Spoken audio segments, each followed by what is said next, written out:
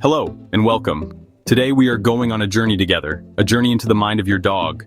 Many people I meet, they love their dogs, but they don't always understand them. It's like living with someone who speaks a different language. You can love them, you can care for them, but to truly connect, to build a deep, lasting bond, you must learn to communicate. This is not about tricks or commands. This is about understanding the natural, instinctual language every dog speaks. It's a language of energy, of posture, of subtle signals that tell us how they feel. We are going to explore 15 behaviors that might seem strange, funny, even frustrating to you. But to your dog, they are simply communication.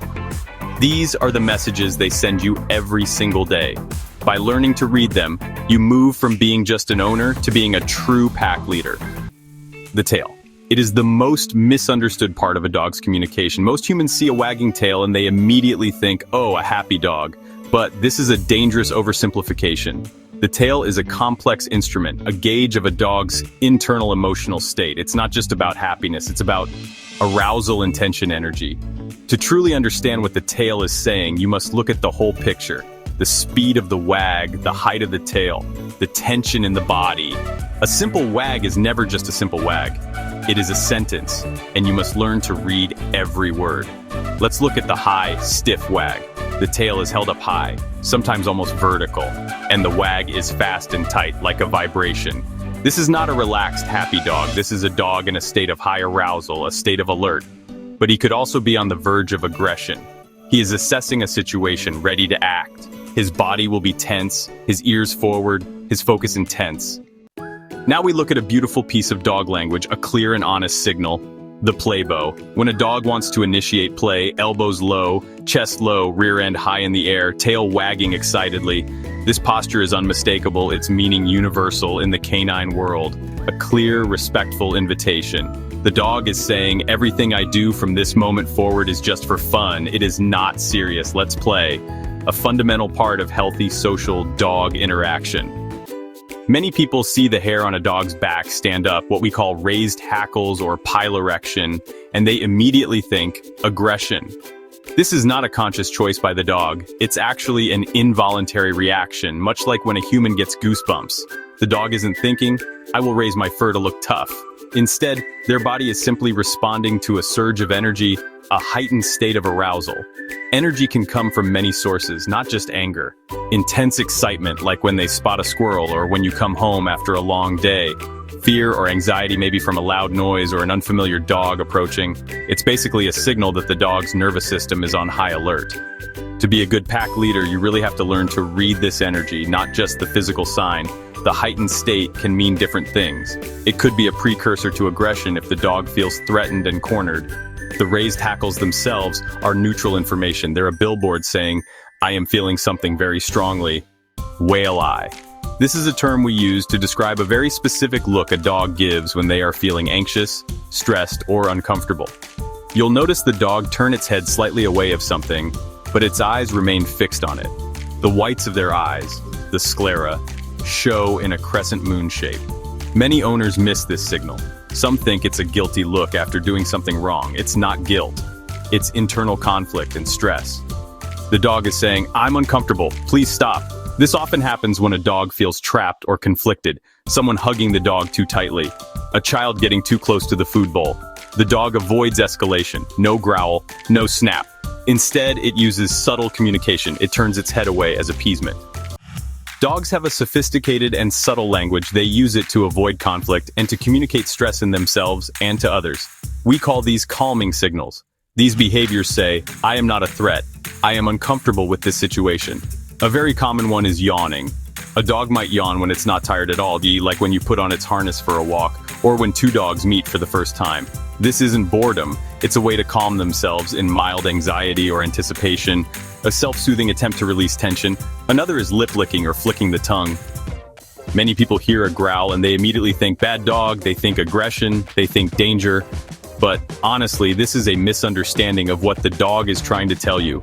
A growl is not the problem, it is the symptom of a problem. It is one of the most important forms of communication your dog has. It's a clear signal, a warning that says, I am uncomfortable, stop what you are doing.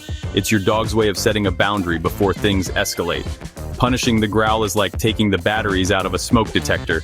You haven't put out the fire, you have only silenced the alarm. Think of it like a conversation. If someone steps on your foot, you might say, ouch, or excuse me. You wouldn't just stay silent until you have to shove them away. Ah, the Zoomies, we have all seen it. One minute your dog is calm, the next they are a whirlwind of fur, tearing through the house, spinning in circles, back end tucked under as they sprint, wild eyes. Many owners laugh, some get frustrated, but what is really happening here? This behavior has a name: frenetic random activity periods, or FRAPs. I just call it releasing energy. A dog is a creature of energy. When that energy builds up without a way to be released, it has to come out somehow. For a human, a walk is about moving the body. We look at the trees, we feel the sun. For a dog, a walk is about moving the body, yes. But more importantly, it is about reading the news. Their nose is their window to the world. It is how they understand their environment, who has been there, what they were feeling, where they have gone. When your dog is sniffing a single blade of grass for 5 minutes, they are not being stubborn. They are processing a huge amount of information, like reading a complex story. This is a powerful mental workout for them. We often get impatient, we pull on the leash. Your dog has a favorite toy, a special bone, or maybe just their food bowl. You walk by and suddenly you see a change. The body gets stiff, you might hear a low growl, maybe they even show their teeth. This is what we call resource guarding. It is not your dog being bad or mean. It is instinct. In the wild, protecting your resources, your food, your water, your safe space, is essential for survival. Your dog is not living in the wild anymore, but that ancient programming is still there, deep inside their mind. It's a powerful primal instinct that tells them, this is mine, and I must protect it to live. We, as humans, must understand this first, before we can even begin to address it. We must respect the nature of the dog. To be a calm, assertive pack leader, you must see this behavior not as a challenge to your authority. Mounting, or humping, is one of those behaviors that makes humans very uncomfortable. We immediately think it is sexual, and we get embarrassed, especially when it happens to a guest or another dog at the park. But listen to me. In the world of dogs, mounting is rarely about reproduction. More often than not, it is about energy. It's a way for a dog to release a buildup of excitement, stress, anxiety that they don't know what to do with. Think of it like a pressure valve. Have you ever tried to walk through a doorway and your dog is just there, lying right in the middle like a furry roadblock? You have to step over them, they barely move a muscle. This is not a coincidence. This is not your dog being lazy. In the dog world, controlling space is a very important job. Doorways, hallways, stairs. They are strategic locations. They are choke points. The one who controls these spaces controls the movement of the pack. When your dog blocks a doorway, they are often taking on the role of a gatekeeper, monitoring who comes and goes. Now we come to a behavior many of you know well. You go to the bathroom, you close the door. What do you see? A little shadow under the door, a paw reaching through a whine under the door. This is the bathroom guard, the hall monitor. People think it's funny or annoying, but what is the dog really telling you? It is not about privacy. Dogs don't get this human idea. For them, the pack stays together. When you separate, especially behind a closed door, it can trigger anxiety. Where did my pack leader go? Is everything okay? Have you ever had your dog physically lean all of their weight against you, or stand in your path blocking you from moving forward? This is what we call body blocking, or heavy leaning. Many people misinterpret this as a simple desire for affection, a dog hug. And sometimes it can be just that, a request for closeness. But more often, especially when persistent or in specific situations, it's a primal communication. It's a subtle, very clear way for a dog to claim space and assert influence. They use their physical presence to control movement and own the territory, which might even include you. In the world of dogs, space is respect. A dog that can move another dog out of its path shows higher rank.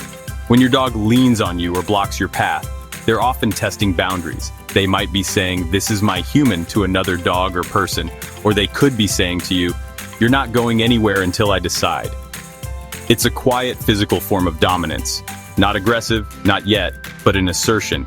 It's the dog taking on a leadership role that should belong to you. Now we talk about something very important, something every dog owner must understand. It is the stiff freeze. This is not a game, not a moment of quiet contemplation. This is a signal, a very clear one, from the dog's primal brain. When a dog suddenly stops all movement, becomes rigid like a statue, It is a moment of high tension. The energy in the dog is not calm, it is coiled like a spring. The dog is processing a situation that is causing it intense discomfort or threat. It's a critical point in communication, a final warning before the dog feels it must escalate to protect itself. You must see this stillness not as peace, but as the quiet before the storm. When you see this freeze, here is a behavior you see all the time, but maybe you don't understand its deep meaning. The shake-off.